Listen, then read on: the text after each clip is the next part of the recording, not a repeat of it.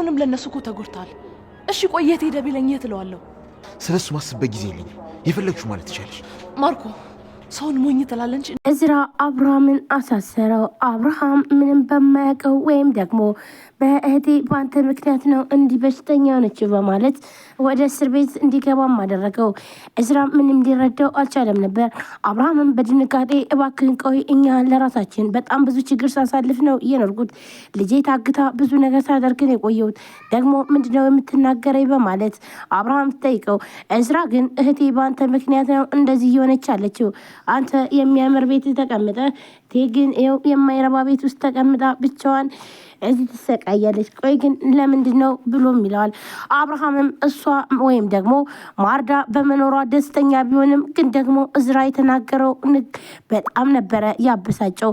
ቆይ እኔ ምን አደረኩኝ? እኔ ውጭ አላልኳትም። ይኸው እዝራ እባክን ተረዳይ በማለት ሲለውም ቆይ ግን እሷ ግን በህይወት አለች ወይ ብሎም ነበር የጠየቀው። ምክንያቱም በመጀመሪያም ዶክተር ርብቃ ማርዳ በህይወት እንዳለች ለአብርሃም ልትነግረው ስትልም ማርዳም ለምና እንዲሁም ደግሞ የካንሰር ታማሚ እንደሆነችና እንዲሁም ደግሞ አብርሃም መስማት እንደሌለበትኝ ስትነግራትኝ ወይም ደግሞ ለምና አሳምናትኝ ዶክተር ርብቃም በፍጹም ይህን ነገር መናገር አለብኝ ብላም እምቢ ብላት ነበር። እናም አንቺ የማታውቂው ነገር አለሽ፣ እባክሽን እኔ ከልጄና ከባሌ ጋር አብሬ በሆን በጣም ደስ ይለኛል። ነገር ግን ደግሞ አሁን በቅርቡ ከሞትኩኝ እነሱ እንዳይሳቀቁብኝ ብዬ ነው።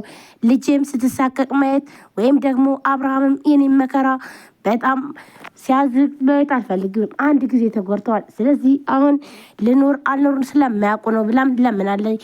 ግን ደግሞ ሳቤላ እውነቱን አውቃለች። ሳቤላ ማርዳ ትክክለኛ እናቷ እንደሆነችም አውቃለች። በዚህ ምክንያት ነበረ ማርኮንም ብዙ ነገር ሲያደርግ የነበረው። በተለይ ደግሞ ማርኮን የማርዳንና ሰሎሜን እያገኘም ወይም ደግሞ ቤቱ እንዲሸጥና እንዲሁም ደግሞ ቤቱ ሙሉ ለሙሉ መውሰድ እንዳለበት ሲያደርግም የነበረውን ሁሉ የማርዳ ወንድም ወይም ደግሞ እዝራ እውነቱን አወቀ። ሰሎሜ አብርሃም ቤቱን ሊሸጠው እንደሆነና እንዲሁም ደግሞ ልጁን ሊያሳክምበት እንደሆነም ነገር ግን ለራሱ የኛ እህትየው መከራዋን እያየች ምንም ነገር የት እንደሆነች እንኳን እንዴት እንደሆነች እንኳን አይታወቅም። ነገር ግን ይኸው ቤቷ ሊሸጥ ነው። እንዲሁም ደግሞ አብርሃም አንድ ዳንዴውን አግብቶ እየኖረ ነው፣ ደስተኛ ሆኖም እየኖረ ነው ብሎም ሰሎሜ እውነቱን ትነግረዋለች። ይህንን በምትነግረው ሰዓት ነበረ እዝራ በጣም ተናዶና እንዲሁም ተበሳይቶ ወደ አብርሃም ላይ አፍጦ ሄደበትኝ። አብርሃም ግን በፍጹም ይህን ነገር የሚያውቀው ነገር የለም። ማርዳም ዝም ብላ ከቤት ተሰወረችበት እንጂ ወይም ውጭ ብሏትኝ ወይም ደግሞ ቤቱ የኔ ነው እኔ ሸጠዋለሁ ብሏት አልነበረም። እናም ይህ ደግሞ በጣም ያበሳጨው እዝራ ቆይ አንተ እንዴት እንደዚህ የሚያምር ቤት ውስጥ ተቀምጠህ የኔ እህት ግን እዛ ወርቃለች፣ ቆይ ለምንድን ነው አብርሃም ይህ ሁሉ ስራ የምትሰራ ብሎም ሲለው ቆይ እዝራ ስለምንድን ነው እየተናገርክ ያለው? እኔ የማውቀው ነገር የለም ብሎም ይላታል። እንዲሁም ልዩ አሁን ላይ ከፈተናና እንዲሁም ደግሞ ከችግር ወጥታለች። ምክንያቱም ደግሞ እዝራ ደረሰላትኝ። አብርሃም ከቤት እንደወጣች ነው የሚያውቀው። ነገር ግን ደግሞ መጠው አሁኑኑ እመጣለሁ ሱቅ ላይ ነው ደርሼ የምመጣ ብላ ለአብርሃም ነግረውም ነበር የወጣች። እናም እሷ በወጣችበትም ሰዓት ነበረ የታገተችው። ልዩም አሁን ላይ ታግታ በጣም ብዙ ችግርና እንዲሁም ደግሞ ሲያሰቃያት ሲያይ እዝራ ምንድን ነው ብሎም ሲለው አይ እኛ ፍቅረኛሞች ነን፣ ይኸው ስለ ፍቅራችን ነው ፍቅራችን እያሳለፍን ነው ሲልም መልካም ጊዜ በጣም ይቅርታ ብሎም ወደ እነሱ መሄዱን ትቶ ጥሏቸው ይሄዳል። ነገር ግን ደግሞ እዝራ ምንም ደስ አላለውም ነበረ። ልዩ ላይ የሚታየው ደስታ ሳይሆን ሀዘን ነበረ። ፊቷ ላይ በጣም ተከፍታና እንዲሁም ደግሞ አዝና ነበር ያያትኝ። ይህ ነገር ምንም ደስ አላለኝም። ይኸው እች ልጅቷ እንኳን አይደለም ፍቅሯን እያሳለፈች በጣም አዝና ነው እያየዋት ያለው። ቆይ ምንድን ነው ችግሩ? ችግር አለው ብሎ እዝራም ይጠይቃል። እዝራ ይህንን በሚጠይቅበትም ሰዓት ምንም ችግር የለም አይመለከትም፣ መንገድ ግን መሄድ ትችላለህ፣ እኛ ግን ፍቅራችን እናጣጡፍበት ባክን ብሎም ይለዋል። ይህንን ሲለውም እዝራ ግን ምንም ነገር ደስ አላለውም ነበር። እናም ከኋላ በጣም በሚያሳዝን ሁኔታ የሚያሳዝን ጩቤ ተወግቶባታል። ይህንን ሲያይ በጣም ነበር ያዘነው። ከልዩ ወገቧ ላይ ጩቤ ተደቅኖም ነበረ። ስለዚህ በዚህ ምክንያት ነበር ብትጮሂ እገልሻለሁ ብሎም እያስፈራራት ያለው። ከኋላ እየጎሰማት ነው። እዝራም ቆይ ምንድነው እየሰራ ያለው ብሎ እጁን ከእሷ ላይ ወይም ደግሞ ያነሳዋል ወይም መንጥቆ ወደዛ ይጥለዋል። አንዴ በጥፊ ካለውን በኋላ እንዲሁም ደግሞ በቦክስ ይለዋል፣ ይወድቃል። እናም ልዩን በጣም ትደነግጥና እውነት በጣም ነው ማመሰግን፣ ህይወቴን አተረፍክልኝ። ይኸው ህይወቴ አደጋ ላይ ነበረ፣ ሊገለኝም ነበር። ይኸው እያስፈራራኝ ሽጉጥ ከኋላ ደቅኖብኝ ነበር። ምንም አይነት ፍቅረኛዬም አይደለም፣ አላቀውም። ይኸው ከመንገድ ነው ምንም ነገር በማላቀው ነገር እየታገትኩት ብላ ልዩም ትነግረዋለች። ይህን ነገር ስትነግረውም እንዲሁም እዝራ በቃ እዝራ ባላለው ብሎም ይተዋወቃሉ። ከተዋወቁም በኋላ ግን ደግሞ ደስ የሚለው ነገር የማርዳ ወንድም መሆኑን ትክክለኛ የማርዳ ወንድም እንደሆነም ልዩ አወቀች። የማርዳ ወንድም ስለሆንክ በጣም ደስ ይላል፣ በጣም አሪፍ ነው። እናም ስላተረፍከኝም እውነት አመሰግናለሁ ብላም ትላለች። ማርዳ ማለት እናቴ ነች። እናም ሁሉን ነገር ስለ ማርዳ ትነግረዋለች። እሱም እህቱን ፍለጋ እንደመጣና እንዲሁም ደግሞ እህቱ ማርዳ በጣም ከባድ ችግር ውስጥ እንዳለችም እናም ለዛ ነው የመጣሁትም ብሎም ይላታል።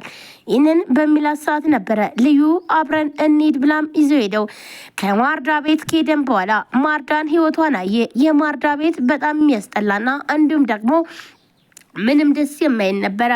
እዝራም በጣም አዘነ። እህቴ ምን ነው ይህን ያክል ተከፍተሻል ማለት ነው ወይ ብሎ አዘነ።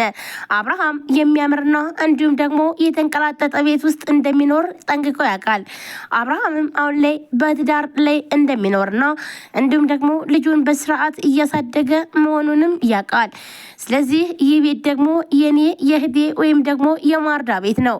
ስለዚህ እሱ ደስተኛ ሆኖ ነው የሚኖረው። ይኸው እህቴ እንደዚህና ነው የምትኖረው። እናም እበቀለዋለሁ በማለት አብርሃምን ለመበቀል ወደ ቤት ስለመሄድም ሲል እንዲሁም ደግሞ ማርዳ በፍጹም ይህን ነገር እንዳታደርግ፣ ይህንን ያደረኩት ለቤተሰቦቼ ስል ነው ወይም ደግሞ እኔ ፈልጌው ነው። አብርሃም ከቤት አላስወጣኝም ወይም ደግሞ እኔ የሁሉ ነገር ያደረኩትኝ ልጄን ይዞ እንዳሳድግም ጥያቸው የሚሄድኩት እኔ ነኝ። ስለዚህ ከአብርሃም ላይ ምንም አይነት ጥፋት የለም። እባክን ወንድሜ ተረጋጋ ብላ እዝራን ለማረጋጋት ሞከረች። እዝራ ግን ምንም ነገር ሊረጋጋ አልቻለም ነበር። ነገር ግን በጣም ብዙ ነገር ስትናገረውም እሺ በቃ ችግር የለውም ሁሉም ነገር ይስተካከላል በማለት እዝራም እውነቱን ካወቀም በኋላ ምንም እንኳን ቻል አድርጎ ግን ደግሞ አብርሃምን ቤት ሂዶ መጋጠም ነበረበት እና አብርሃም ቀጥታ ቤት ውስጥ ነበር ሄደው። አብርሃምም በጣም ደነገጠ። ምግብ እየበላ ነበር። እንዲሁም ደግሞ ዲና አለች። ዲና አሁን ላይ በተለይ ከማርኮን ጋር ተጣልታለች። እንዲሁም ደግሞ አብርሃም እውነቱን ካወቀ ብላ እየተንቀጠቀጠች ነው። አብርሃምን ብሩ እንዲቀማና እንዲሁም ደግሞ ብዙ ነገር እንዲደረግ እንዲሁም ሳቤላ እነሱ እንዳገቱ ካወቀ በጣም ከባድ ስለሚሆን እናም አሁን ላይ ደግሞ 1 ሚሊዮን ብር እየተጠየቀችው ያንን ወይም ደግሞ የጠየቁትን ብር ተበድረው ነበረ ለአብርሃም ወደዛ ሲሄድም፣ ስለዚህ ብሩንም አጥተዋል። ምንም ነገር አላገኙም። እናም በስተመጨረሻም ባዷቸውን ስለቀሩ ስለዚህ ግዴታ አብርሃምን አሳምና ከአብርሃም ትንሽ ገንዘብ ተቀብላ እዳቸውን መክፈል አለባቸው። ማርኮንም ራሱን ስቶ ሆስፒታል ገብተዋል። ምክንያቱም ባለዕዳ ሆኗል። በተለይ ደግሞ የአብርሃምን ቤት አገኛለሁ ሲልም ባዶን ቀርተዋል። ይህ ደግሞ ለሱ በጣም አሳዝኖታል፣ በጣምም አበሳጭቶታል። ሰላም ሰላም፣ ጤና ይስጥልን ውድና የተከብራችሁ የቻናል ቤተሰቦች እንዴት ናችሁ? ለዚህ ቻናል አዲስ የሆናችሁ ሰብስክራይብ፣ ላይክ፣ ሼር በማድረግ ቤተሰብ ነው። ቤተሰብ ናችሁ መቶ ወንድሞቼ ከልብ ነው ማመሰግነው። ውድ ቤተሰቦቼ እንግዲህ ዛሬም በአዲስ ቪዲዮ መጥቻለሁ። ቪዲዮ ላይክ፣ ሼር፣ ሰብስክራይብ ያደረጋችሁ ስለምታበረታቱኝ ከልብ አመሰግናለሁ። እንዲሁም ደግሞ ገና ዛሬ ይህን ቻናል የምትከታተሉ ካላችሁ ሰብስክራይብ አድርጋችሁ የደወል ምልክቷን መጫናችሁን አትርሱ። በዛሬው ዕለት እንግዲህ ሳቤላ ቀጣይ ክፍል ነው ያቀረብኩላችሁ። ሳቤላ ቀጣይ ክፍል እንግዲህ በጣም አጓጊና እንዲሁም ደግሞ በተለይ እዝራ ወይም ደግሞ የማርዳና እንዲሁም ደግሞ የስሎሜ ወንድም ከመጣም በኋላ በጣም ከባድ ችግር እየተፈጠረ ነው። አብርሃምስ ምን ያጋጥመዋል የሚለውን በቀጣይ ክፍል የምናየው። አብርሃም አሁን ላይ ችግር ውስጥ ነው።